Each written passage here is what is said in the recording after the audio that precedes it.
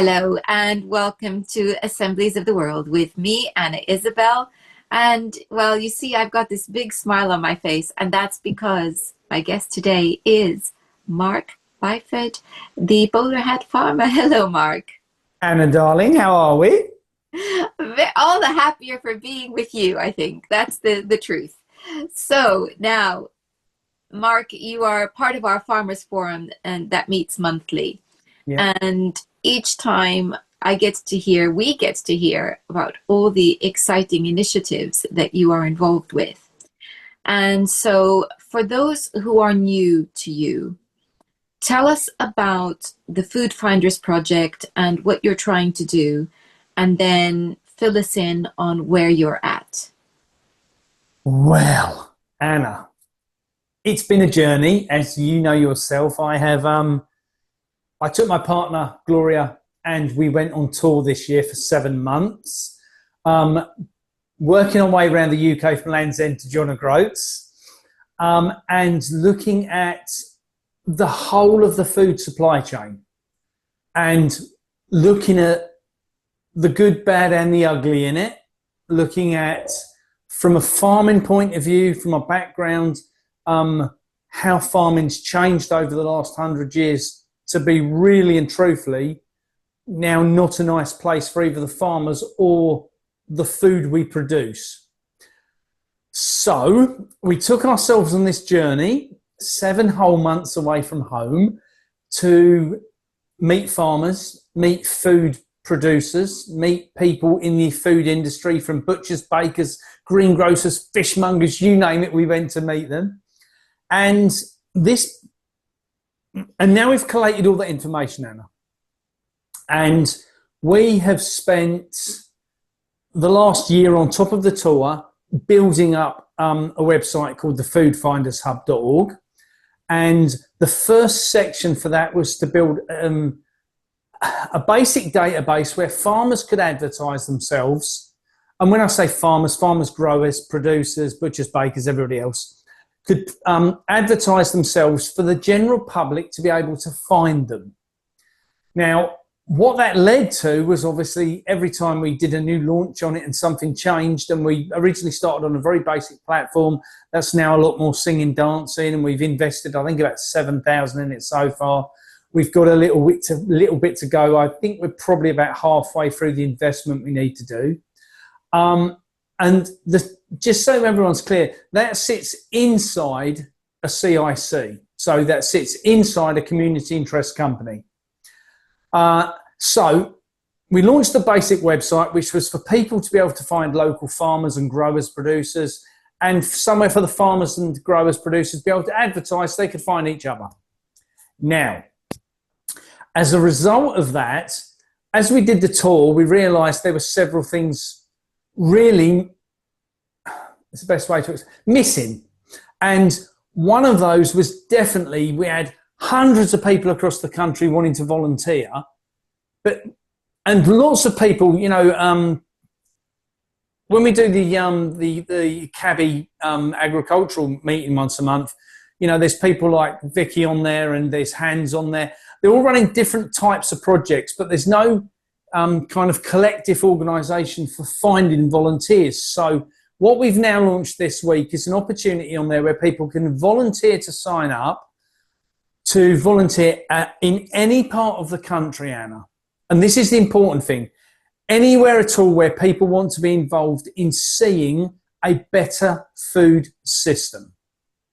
So this isn't anything about me, the bowler hat farmer, any particular project. It's not about the CIC. This is just about people wanting a better food system in our country and then wanting to be involved in how we deliver that. So at the moment, people can volunteer on there to go and get involved in a community farm.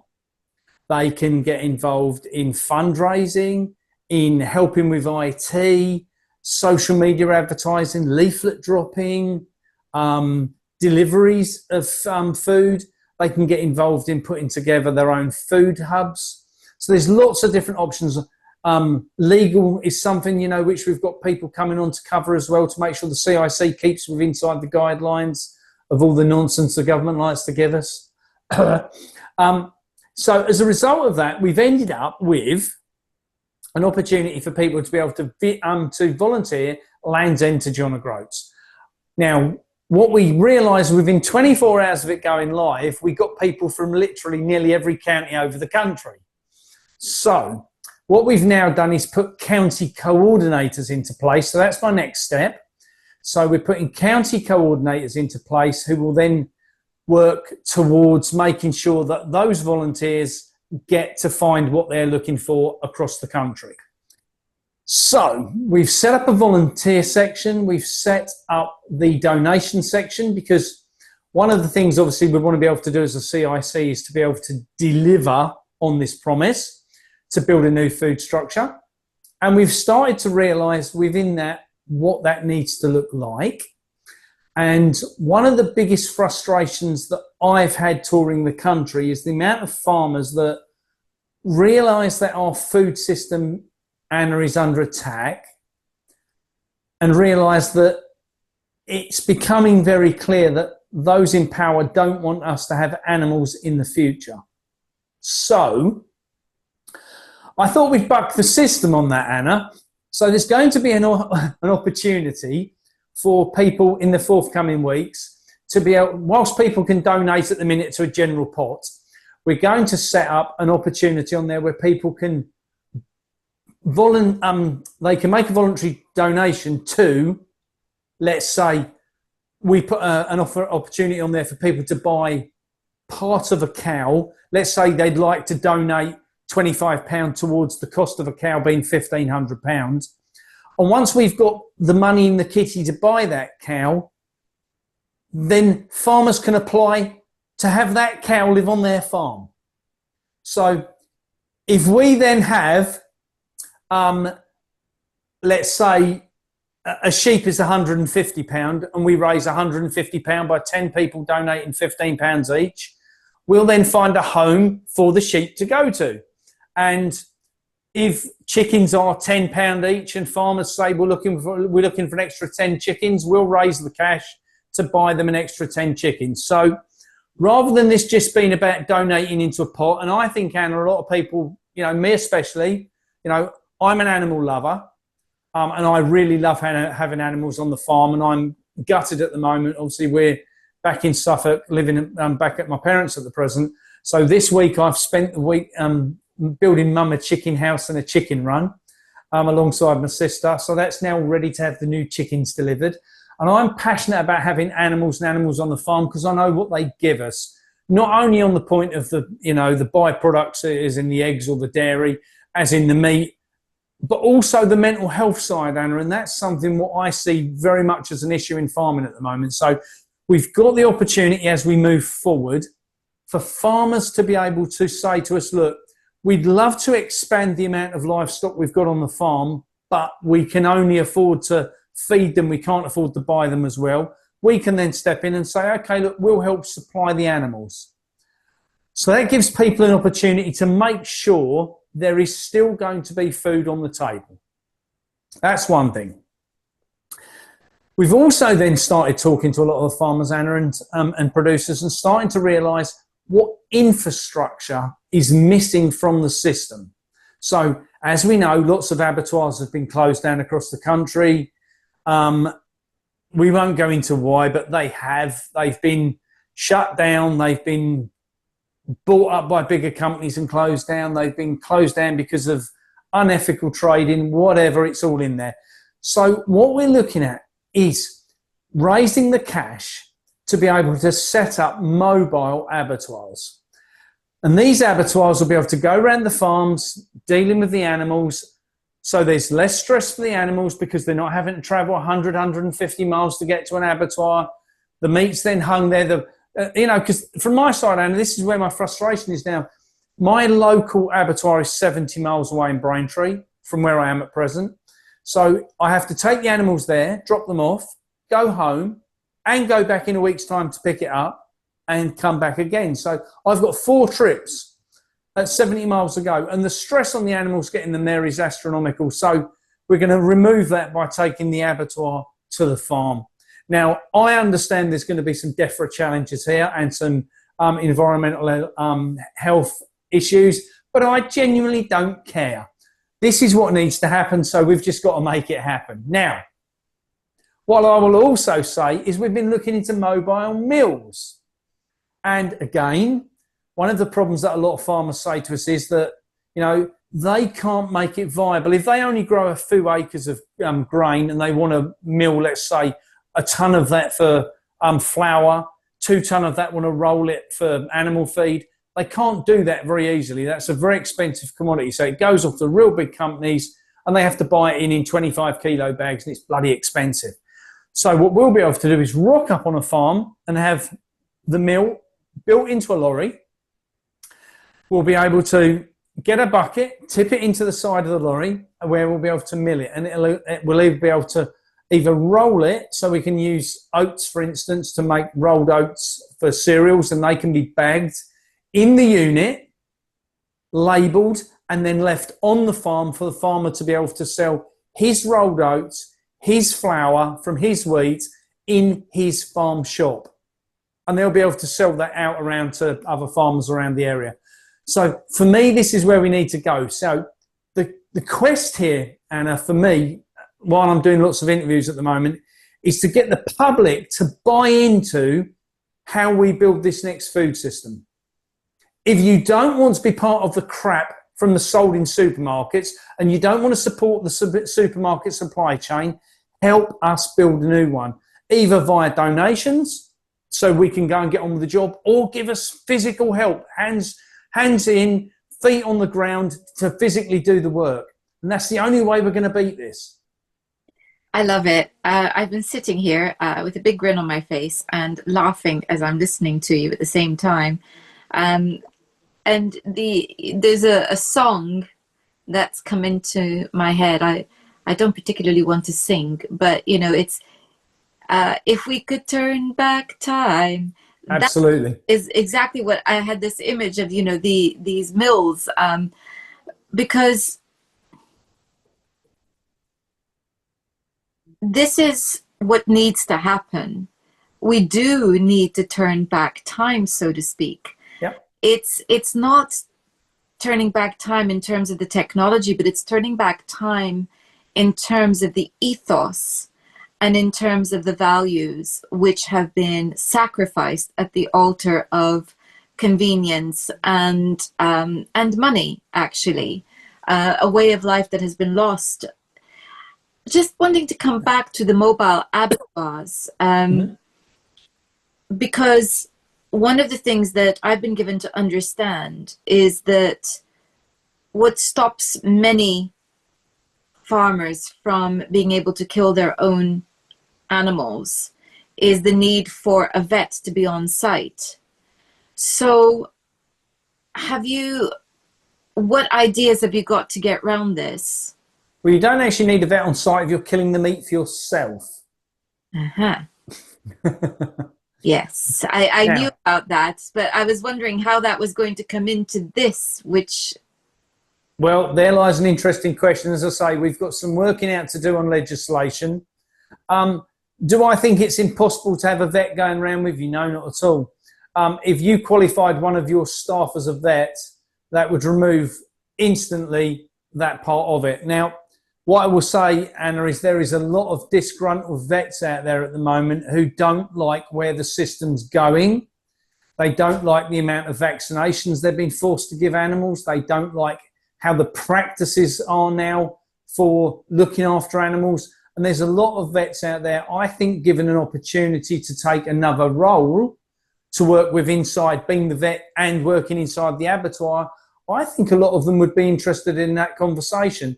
And I think, Anna, what we're seeing the complete destruction of the food system. We've seen over the last 100 years how they've brought this together, and they're almost at the point of folding it now. You know, we know that this winter, we've spoken about this numerous times, that this winter there'll be TB scares, there'll be blue tongue scares, and there'll be bird flu. 300 birds in Lancashire last week culled as a result of alleged bird flu due to PCR testing. We've had call-outs on blue tongue, and they've already started again up in Lancashire direction. They've already started culling under blue tongue.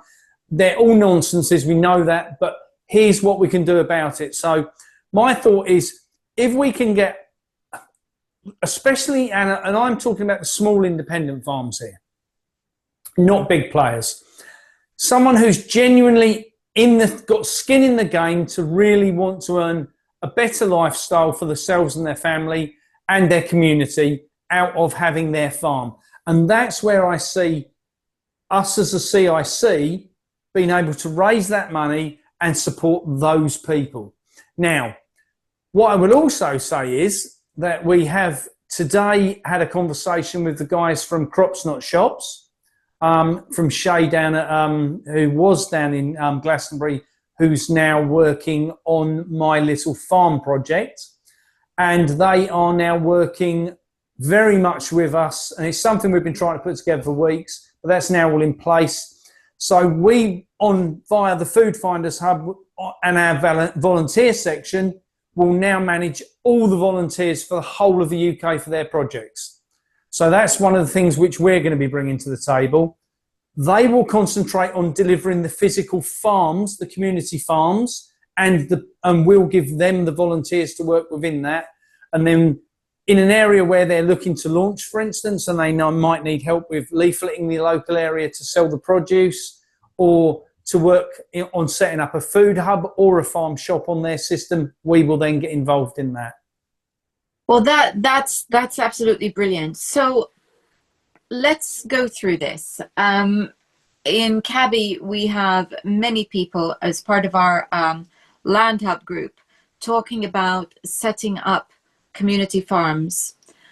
And let's say then that, this is absolutely true. This week I've been looking at, I haven't gone to see the sites yet, but I'm looking at 3 potential plots of land that we're interested in.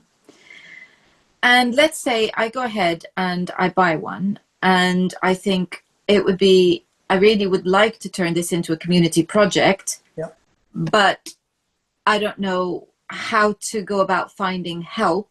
Okay, great. You've got your volunteers. So I would approach you and I'd say, Mark, I have this much land in such and such a place. This is what I'm looking to do. You would then check whether there's any volunteers in my area. Sure. And assuming that they exist, we can, get started. If I then think, wow, okay, I know where I can get some chickens. That's great. But I'd like to have a pig or 2. And I just don't have the money now to get a couple of pigs. So what would then be the process? Is there a process that we have to go through? Tell us about that. Okay, so where we are at the moment, and this is obviously early days now, what I say to people, they've had 100 years to pull our food system to bits. We've had 1 year to rebuild this, so we're still in very early days, but we're making a lot quicker progress than they are on pulling it down, let me tell you. So on the system, once the new system goes up, on the donate section, there'll be, let's say there's a picture of a cow, a picture of a pig, a picture of a sheep, and a picture of a chicken, and you'll be able to contribute your donation into whichever one of those you want to pay for, okay? As each one is paid off, and the money is sitting in the bank for us to be able to, that will then come up on the farmer side. So let's double back here. So there's 2 sections to this. At the moment, there is not a database across the country of land for sale or community projects. So what we're doing is we're putting that together as we speak. So yes, we're getting the volunteer database put together, but we're also putting together a land database. So you would be able to register your land once you've purchased it onto there, saying we're going to launch this as a community project. It will then give you access to be able to find who's local in your area, to speak to them about volunteering for you. That's the principle. Okay, once you've then logged in, you'll be able to see animals, what are available, or the funding for the animals. You'll be able to see what funding's available and then apply for that. So you'll be able to say, we've now got 5 acres, we've got the fencing in place, we'd like to apply for a pig, a sheep and a goose, whatever that might look like for yourself. And then you'll be able to apply for those. These are not going to be difficult to achieve things. Once we've got the basics in place with this, And I've had conversations today with, yesterday with someone down in Somerset who's taken on the role of effectively being my PA. Sarah's made a very brave decision, because I'm great at whipping up a storm, but I'm not an organisational person. So Sarah's taken on that role to deal with all the volunteer information that's coming in. She's adding it back onto the database so that we can search county by county.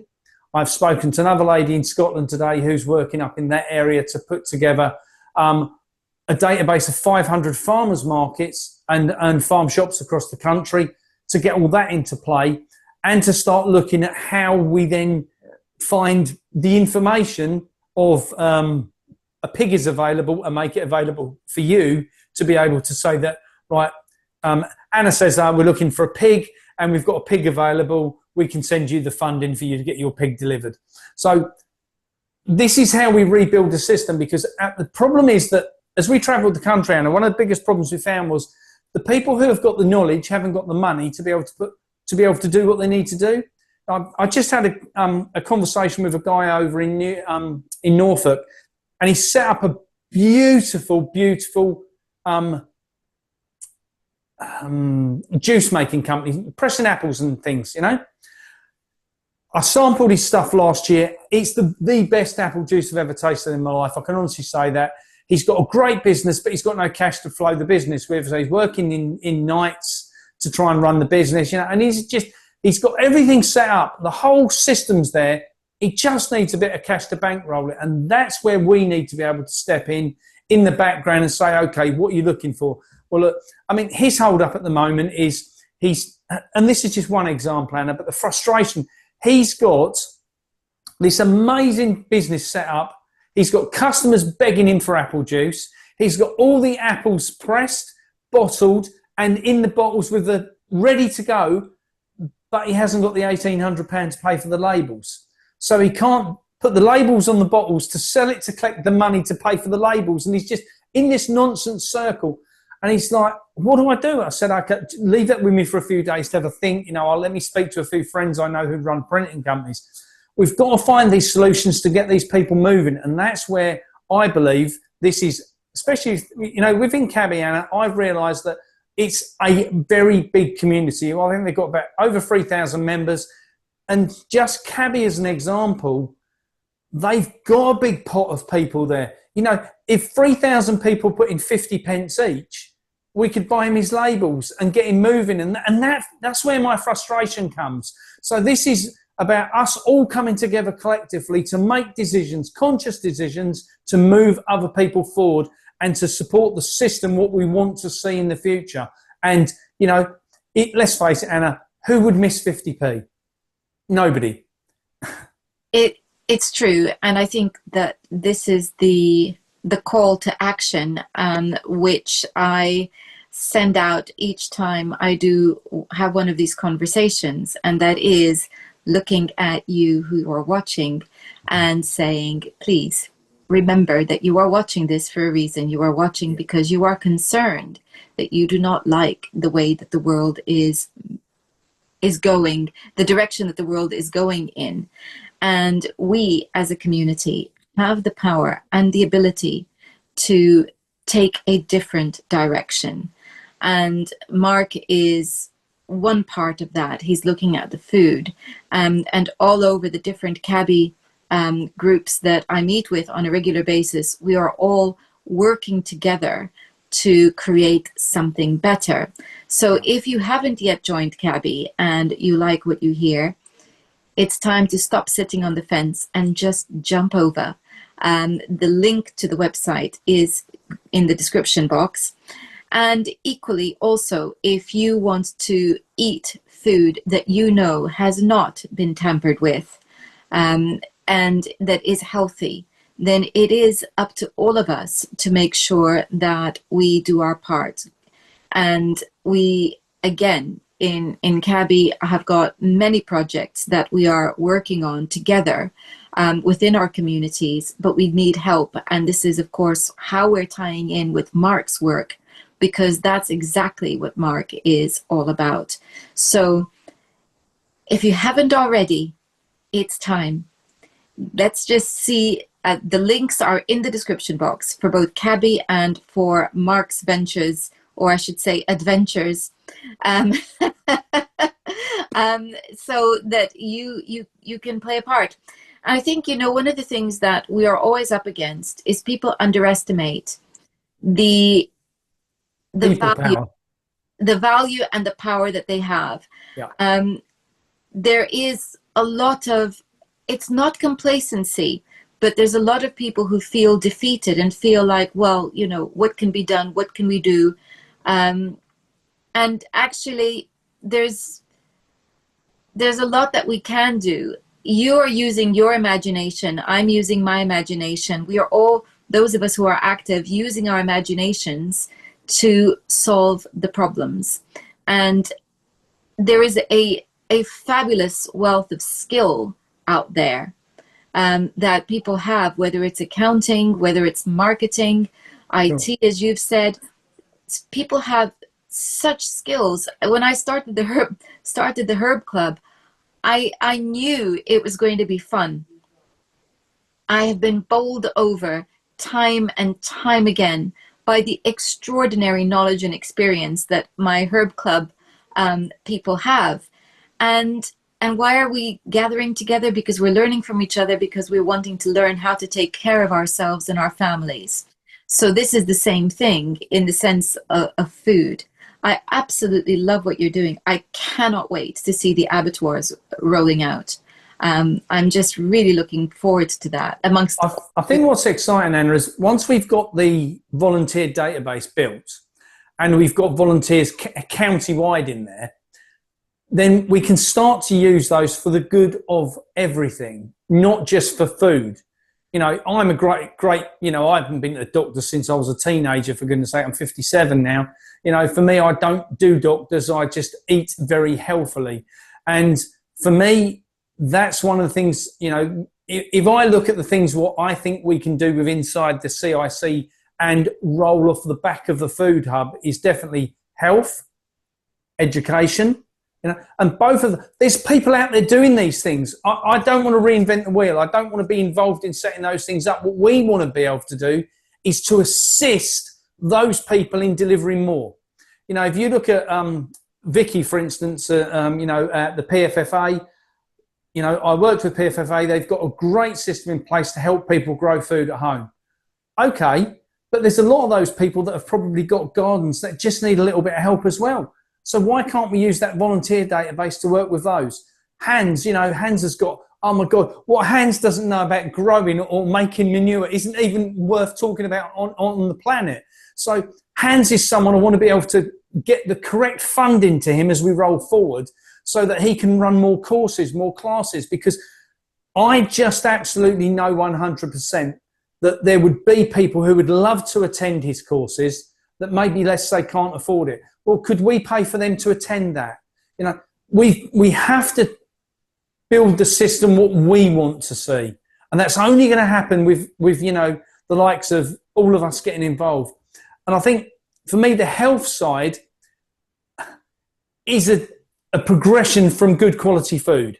They are intimately linked, and the health, the healing hub that I set up late last year, I am again always in awe of the wonderful practitioners that are now my colleagues. We're working together, and our aim whenever we meet is to dream up initiatives that are to support our communities and to teach people to empower themselves, to look after themselves. And so, some of us, we've got one of our members, one is a naturopath.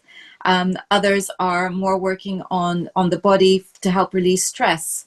I'm more of the emotional and mental well-being side of things, being a hypnotherapist. But together, wow, we come up with quite a lot of good ideas, which we are rolling out month by month, for the benefit of our members. So this is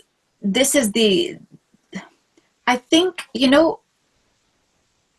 one thing we need to say to people is that this is fun.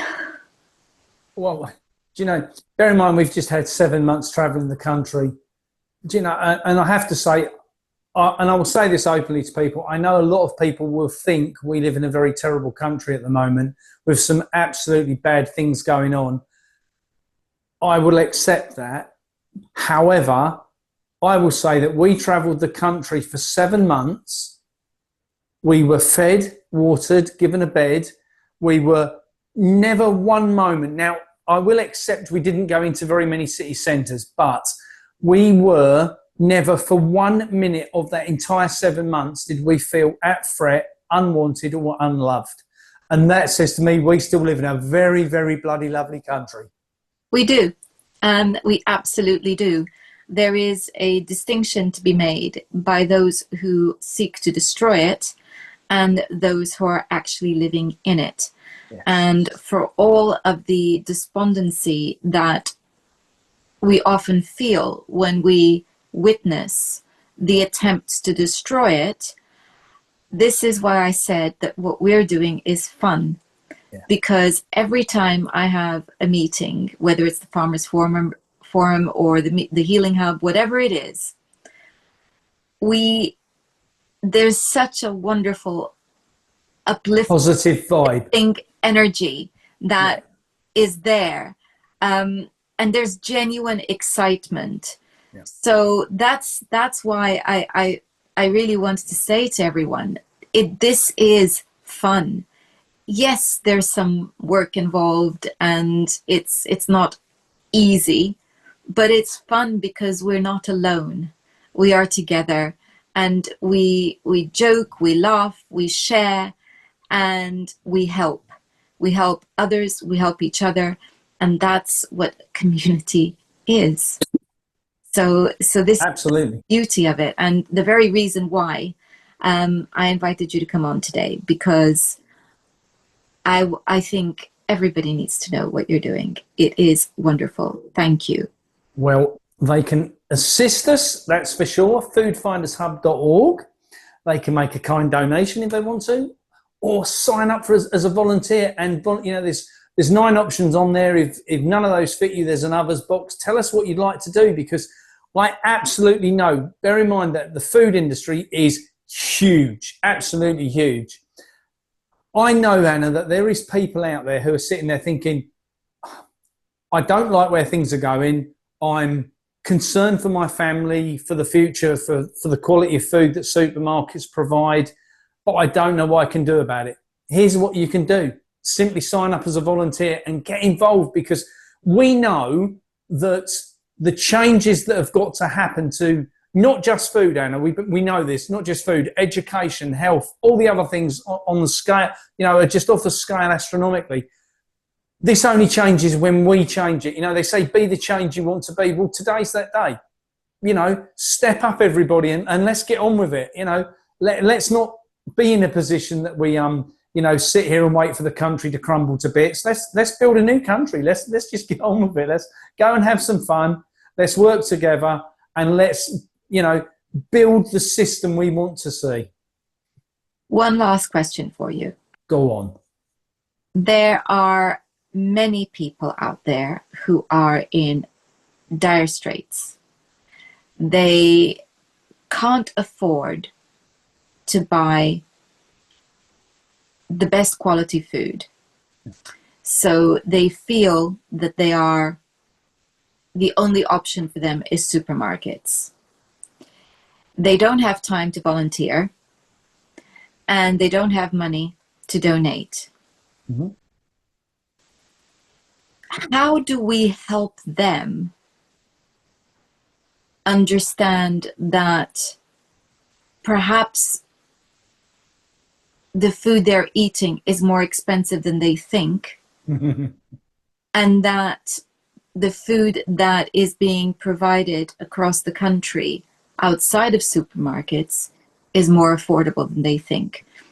Is this a fantasy that I'm creating? Is it true? And if it's true, how do we help bridge this or correct this misconception? Okay, I think there's 2 things here. One is, no, it's not a misconception. The problem we have is, Anna, that And I did a talk earlier with Anna, who runs the Prepping channel, and she's based down in Wales, and we were talking about the lies supermarkets tell, and that covered every solitary aspect. And one of the things in there is that people no longer really know what something's worth, and they will do really clever packaging, like, you know, 2 drumsticks, let's say 2 chicken drumsticks are $1.99, but a pack of 10, which should be, let's say, £5 or £6, suddenly ends up at £8-9. And there doesn't seem to be that bulk buying. A lot of the time is a lie. And people think, oh, if I go to a supermarket, it's cheaper. But what you're buying isn't like for like. That's one of the problems. So if you go in and you buy in a supermarket, let's say, I don't know, let's say a piece of steak, for instance, and is that steak like for like? You know, if you take it and weigh it, let's say an 8-ounce rump steak, how much of that 8 ounces is actually the steak, and how much is water, what's been added to it to make it weigh 8 ounces? It might be a 6-ounce steak and it might have 2 ounces of water in it. But if you went to a farm shop and bought that, yes, it might be £1 dearer, but it's because you're getting 8 ounces of meat. So there's so many tricks the supermarkets play. One of the other things I think we need as a country, I came across a film called Pay It Forward some years ago.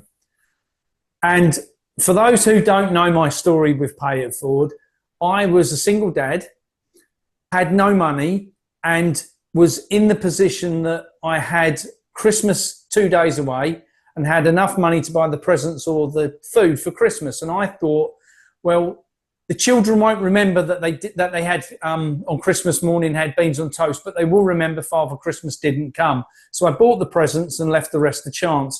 And I was fortunate that a friend of mine who realised what was going on delivered a big food hamper, turkey, everything what we needed for Christmas Day, and delivered it with just a Christmas card early in the morning. And the Christmas card just said simply, know that you're loved and somebody cares. And along with that was a film, the Pay It Forward DVD. And I watched it, broke down, cried. And it took 6 months for my mate to actually confess that he dropped it off. But the one thing it really made me realise is, Anna, and there's big organisations out there do this, don't get me wrong, with the food at Christmas. And it shouldn't just be food at Christmas, in my opinion. What I think we need to do is, and I'll give you a classic example of this, Organity, what run around the London and up into the Midlands doing food hubs, run a system by, as when you buy your shopping, you can put an extra £1, £2 into a slush fund that sits on the system, and then if anybody goes on there to buy their food and hasn't got enough money, or somebody knows there's someone in their area, for instance, that might be struggling, they can just go on there and order a box out of the slush fund. Now, I love that. Another example of that is that Crops Not Shops, for instance, as they're now starting to launch these community farms, they work on the principle that they do 3 things with the food. Firstly, they feed the people on the farm. Secondly, they feed the people in the local community who cannot feed themselves. Anything what's left, they sell commercially. But the commercial side comes last. The community comes in there and their own growers come in there. So, and that's what I think we need to build into the new food system, is much more availability, rather than it being, oh, the supermarkets chucked this out so it went to a charity, and as a result of that it ended up feeding somebody. That's nonsense. I don't want somebody's leftovers. Why should I feel that I have to eat leftovers because I haven't got, I'm not in a position to feed my kids? No, nonsense. Let the community step up. If we lived in a community structure, Anna, like we did 150, 200 years ago, there was no one ever went hungry because the community made sure they were catered for. And this is no different. This should be, the community should be putting that money in the pot each week to make sure those people are looked after. And the community farms need to make sure that food's available for the community who can't look after themselves. That's how we make a difference. Stop looking at profits and start looking at people. Absolutely. I couldn't agree more. And it's so funny because I was thinking about Pay It Forward, a Pay It Forward scheme being a good idea. just to ensure that those who are unable to afford the quality of food that we are talking about are able to do that. And I think that as we grow, we'll be able to bring that in more. And what you said about the quality of it, of something coming from a farm being better than what would be available on a wider commercial basis. I bought some lamb burgers recently from a local farm. And at first I thought, oh, that's a bit pricey. And then, of course, I did what I always do. I looked at the ingredients and I thought, okay, well, you're coming home with me. I tell you what, those are the best lamb burgers I have ever had. I will have them again. I can't wait to go back there because I want, and this time I'm not buying one pack. I'm buying two because I'm going to have a pack in the freezer. And I think that was such a clear example. And I also bought some pork burgers on the same principle. And I'm having them tonight and I just can't wait. I'm really, I'm almost salivating at the thought of my dinner tonight because it's exactly the same thing. It's 100% meat. There are no fillers. There's nothing there. There's no additives, nothing. It's just the meat. And in the lamb's case, there was mint. And, and now there's apple in the pork ones. And I'm just thinking, I can't wait for that. So I said it was one last question. I have one final question. Go for it. I forgot that it had occurred to me when I was listening to you. And it's about animal breeds. So are you going to be favoring traditional breeds like, say, for dairy, the Jerseys and the Guernseys, or 100% saddleback pigs, that kind of thing? Yeah. This needs to be about non-commercial bred animals, because if I come from a pig farming background, so for me, we would traditionally, when I first, when I was young, all the way through till I was 16, I worked on a farm local to me, which was run by a beautiful family that had Welsh pigs. And they're a lovely, long, lean pig. Now, they got bred over the years with large whites, which then formed the Duroc pig. They're huge. They're bad-tempered because they've been crossbred. So they're really tall, really long, really large animals. That's not how we want to breed food. We want to be making really good quality food. And Anna, back again to the point you made earlier about how do we, help people who can't afford good quality food. This is where we change things. All food needs to be good quality. End of. And that's one of the things we need to change. So once we've got into the system of breeding really good quality meat, let's not spoil it by sending it through a processing system that then makes it, fills it full of water and nitrates. And, if you've got really good quality fruit and veg what's been grown, let's not then cover it in a peel, for goodness sake, to keep it. Let's just get it out to people quicker. And so this needs to be about local supply chains. When stuff should be in season, we eat it. This isn't about, anything out of season. And the other thing we've got to do is build that infrastructure of polytunnels and greenhouses again across the country so that we can have that production longer throughout the year. And that's the way we build food sovereignty for our country again. Fantastic. I feel like standing up and giving you a standing ovation. So thank you very, very much for such inspiration, I think. And hopefully everybody will be thinking about this and be very excited by it and want to join in some way, even if it's just simply looking up what is available in their area. So that they can support the farm shops Absolutely. that are on there. So thank you very much again for your time, Mark. Anna, as ever, darling, a total pleasure. And thank you all for watching. It's time, if you haven't yet, to go and check out that description box click on the link and be a part of something that is, well, inspirational and heaps of fun. Until next time, goodbye.